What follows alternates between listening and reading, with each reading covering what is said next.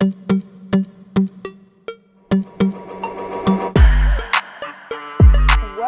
to the Trinidad and Tobago Unified Teachers Association's second edition of A Teacher's Work. As we celebrate World Teachers Day 2022, Tutor has decided once again to recognize the human service of teachers to their students and the communities. One teacher from each educational district will be chosen. This year is especially significant as teachers are facing widespread criticism across all sectors.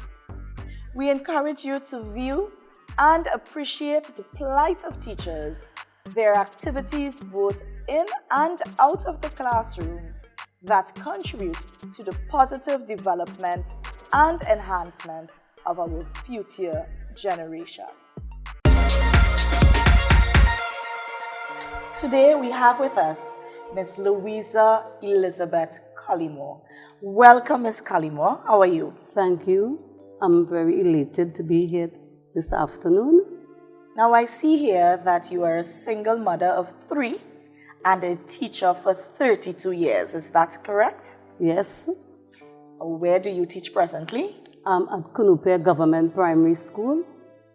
I am seeing here, just like many other girls, that you knew you were a teacher since you were 8 years of age. Yes? Yes. Tell me about how did you know? What were some of the things that would have inspired you to become a teacher? And how did your family members know that you would have become a teacher? Okay, I knew it was some teacher, a teacher at my primary level who inspired me.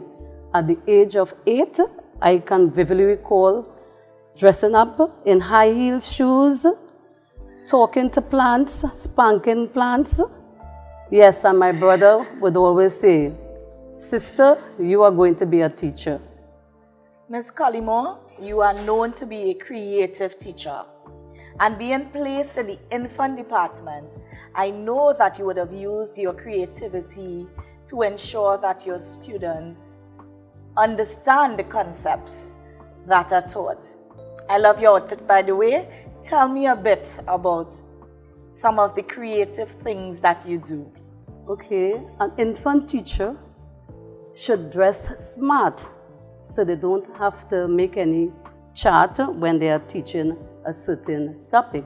For instance, I'm wearing this dress, right? I can wear this dress on the day that I am teaching colors. I can wear it on the day that I'm teaching shapes. Yes, I see some lovely circles there. And I also appreciate that the colors you're wearing today are our national colors, red, white, and black. So that's also something that you can point out. Social studies lesson, when I'm teaching my social studies lesson, Independence Day, Republic Day, I can wear this outfit. Very nice. Who would have thought that we can use our clothing to help enforce concepts taught? Very nice idea. Big Bird. Tell me about Big Bird. Oh yes, Big Bird from Sesame Street. Before entering in the primary school, I was at the Serval Early Childhood Education Center at Freeport St. Mary's Village Council. They approached me to assist a trained teacher.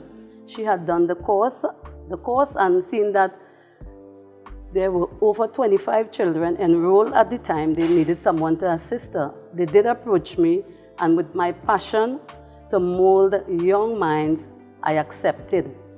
And I started teaching practice, and I can recall I had to teach the color yellow. So my brain is always coming up with ideas, and I think it's the Almighty. It's the Almighty who instilled this in me. So I thought about Big Bird. Big Bird was taller than me, right? I had trouble in the bus because I had to travel from Chaguanas to Port of Spain. And imagine I am in this bus no seat, all the seats taken, and I had to stand with my character Big Bird because I was so eager to teach the color yellow. So you made Big Bird? Yes, out of cardboard. Yes, and I took yellow kite paper and I made the feathers. I bought the eyes, and it was amazing. The children had fun. Nice. So creative. I mean, traveling with Big Bird, I could just imagine some of the weird looks you might have gotten, or persons might have immediately known that's a teacher. Yes. You spoke about making charts or purchasing charts. As an infant teacher, we know that we want to ensure that students have that visual enforcement. Tell me about what you do with your classroom. Yes, well, in the early years, right, making charts out of Bristol board, can't afford the contact paper, right, and every year I have to make over these charts. So what I said, I would invest in permanent charts, and these charts were very expensive. So you are telling me that you spent thousands of dollars purchasing resources for your students, which included charts. Is that correct? Yes, I did. And you're a single mother of 3? Yes, I am. Wow. And you have decided to take from your salary to ensure that your students have all the resources that they need. Yes, and then my classroom can be conducive to learning. Ms. Collymore, you are also part of the Canopia Police Youth Club. Tell me a bit about that involvement. Yes, the Canopia Police Youth Club, I help in coordinating camps.